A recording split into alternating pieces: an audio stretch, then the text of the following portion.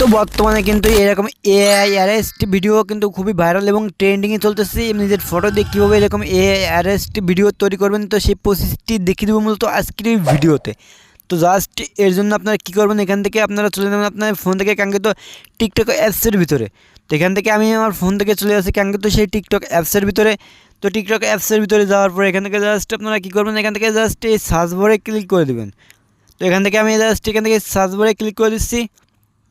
তো সার্চ বারে ক্লিক করে দেওয়ার পরে এখানে লিখবেন এআই অ্যারেস্ট ফিল্টার।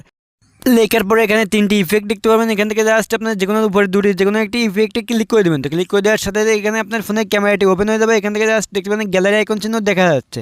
তো এখান থেকে গ্যালারি আইকন চিহ্নতে ক্লিক করে আপনার যে ফটো অথবা ছবি দিয়ে এই ভিডিওটি তৈরি করতে চাচ্ছেন সেই একটি ফটো এখান থেকে সিলেক্ট করে দিবেন।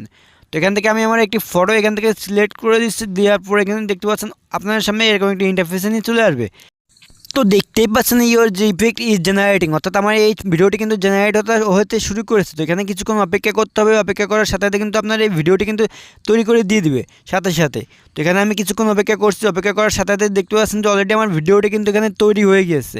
তো এখান থেকে এইটা এইভাবেই মূলত কিন্তু আপনারা যে কোনো নিজের ছবি দিয়ে এআই অ্যারেস্ট